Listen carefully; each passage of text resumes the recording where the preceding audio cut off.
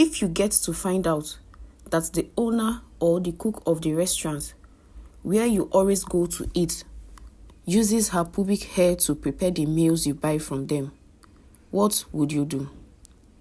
Let's find out after listening to this story.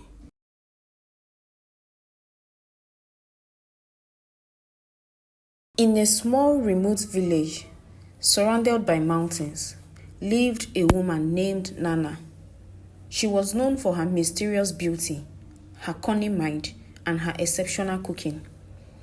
Her meals were the most sought after in the village, and anyone who tasted her food claimed it to be the most delicious they had ever eaten. Nana ran a small store in the marketplace where people could flock every day to buy her special stews, which were said to have a special ingredient that made them irresistible.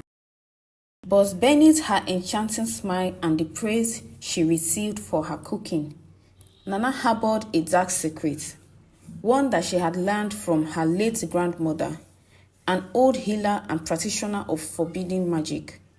Nana had inherited more than her grandmother's looks. She had also been taught ancient dark rituals that allowed her to weave spells into everyday items. And in her case, she had chosen to infuse her cooking with magic, using a source of power that none could suspect: her own pubic hair.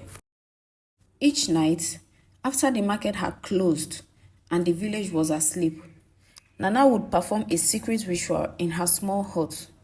She would light candles made from herbs and animal fat, chanting softly to the spirits of the earth and sky, asking them to bless her with control over the desires of men and women alike.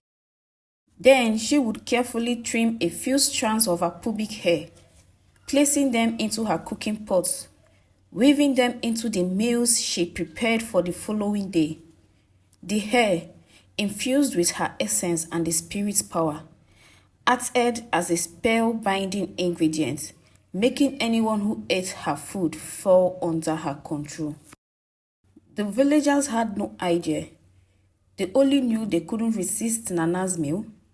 Men would fight each other to be the first in line to buy from Nana's store, and women too would spend what little they had just to taste her magical stews. Over time, Nana became wealthy and influential, and soon she began to use her newfound power to manipulate the people of the village for her own gain. She persuaded the village elders to give her the best plots of land, convinced the wealthiest merchants to give her gifts, and even charmed the village chief into making her the most prominent woman in the village. Yet, despite her wealth and influence, Nana's greed only grew. She wanted more. She wanted total control over the village. One day, a stranger arrived in the village. He was a wandering healer named Kofi, a man known for his deep knowledge of herbs, magic, and the ways of the spirit. Unlike the villagers, Kofi was not easily swayed by charm or beauty, and he was curious about Nana's sudden rise to power. He watched from a distance, observing how everyone in the village seemed almost entranced by her presence and her food. One evening, Kofi visited Nana's store. He paid for a bowl of her stew and took a seat nearby, slowly tasting the meal. At first, he noticed nothing unusual, but as he ate more, he began to feel a strange sensation, a tingling in his mind, as though something was trying to take hold of his thoughts. Kofi, being a skilled healer and a sorcerer in his own right, recognized the signs of enchantment. He quietly left the market and returned to his temporary home, where he prepared himself for what he would need to uncover Nana's truth. The following day, he returned to her store, this time with a hidden pouch of special herbs that would counteract any dark magic in food. After sprinkling the herbs into his meal, he was able to consume it without falling under Nana's spell.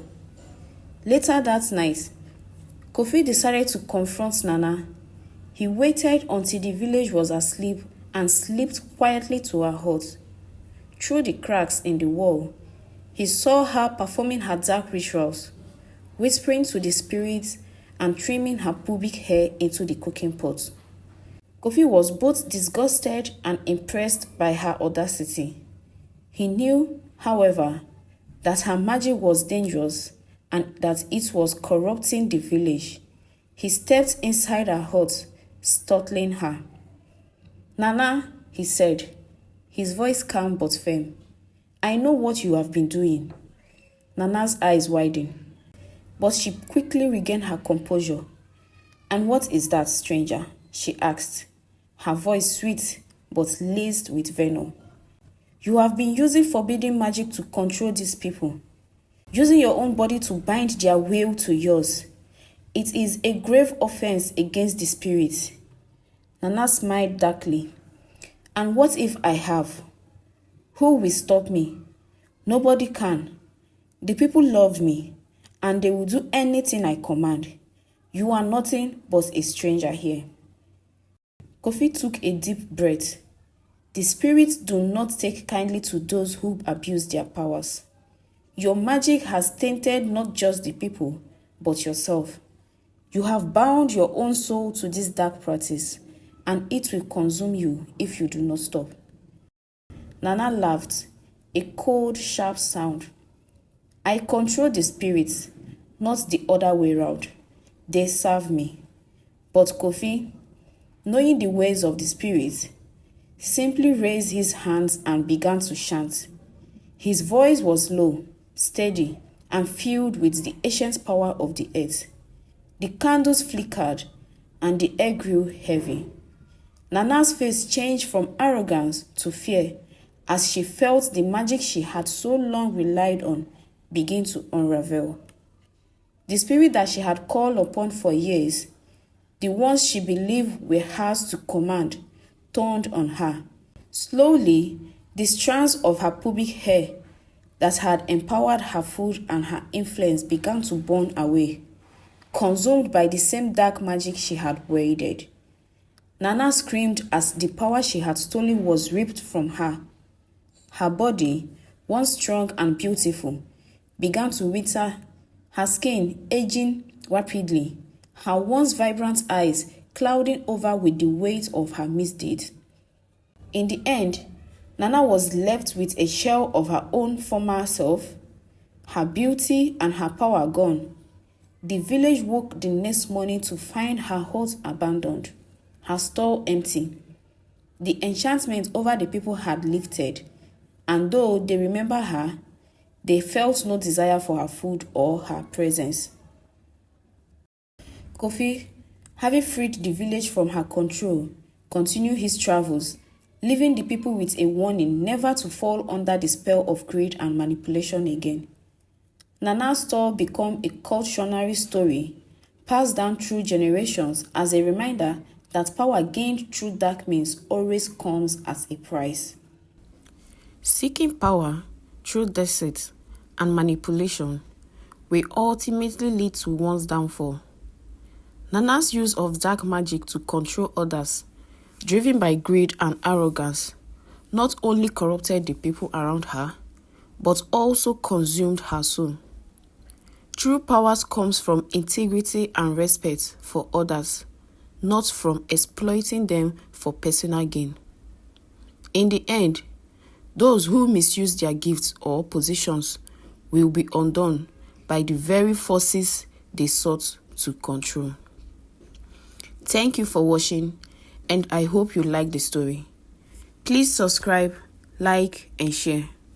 Leave a comment on what you learned for more captivating stories. Bye for now.